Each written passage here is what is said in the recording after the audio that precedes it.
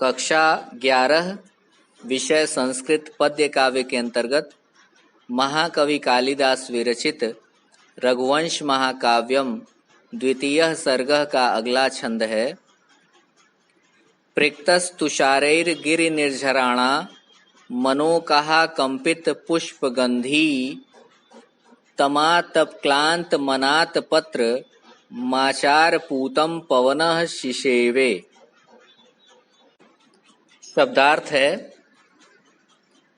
प्रिक्तः सींचे गए या भीगे हुए, तुषारैः जलकणों द्वारा, गिरि निर्झराणाम पर्वतीय झरनों के, अनोकहा कंपित पुष्पगंधी वृक्षों के थोड़े थोड़े हिलते हुए पुष्पों की गंध से युक्त या वृक्षों के कुछ कुछ हिलते हुए फूलों की गंध वाला। तम उस राजा दिलीप को या उन महाराज दिलीप की,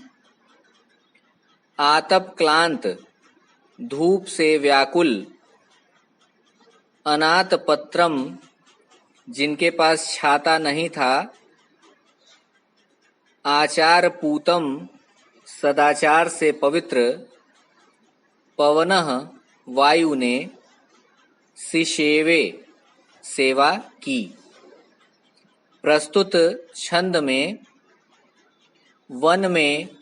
महर्षि वशिष्ठ की गाय नंदिनी को भ्रमण कराते हुए महाराज दिलीप का वर्णन करते हुए वायु द्वारा महाराज दिलीप की गई सेवा का विस्तार पूर्वक वर्णन किया गया है। महाकवि कालिदास कहते हैं कि गिरि निर्झराणाम पर्वतीय झरनों के, तुषारैः पृक्तः जलकणों द्वारा भिगाए गए या भीगे हुए या सींचे गए, अनोकहा कंपित पुष्पगंधी वृक्षों के थोड़े थोड़े हिलते हुए फूलों की गंध से युक्त,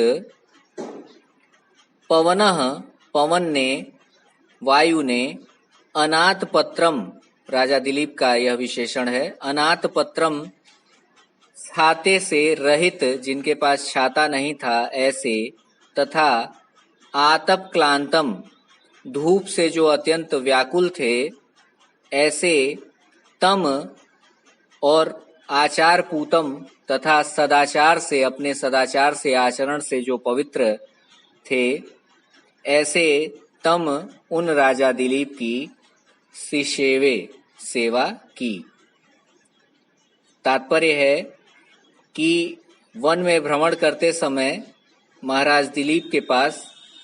छत्र आदि नहीं था और वह समस्त राजसी सुविधाओं को त्याग करके नंदिनी के सेवा में लीन थे। ऐसे समय में जब उनके पास छाता नहीं था और वह धूप से अत्यंत व्याकुल हो रहे थे, तो सदाचार से पवित्र,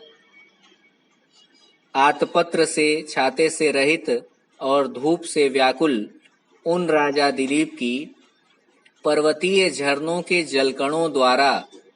सींचा गया, भिगाया गया और वृक्षों के थोड़े थोड़े हिलते हुए फूलों की गंध से युक्त पवन ने सेवा की।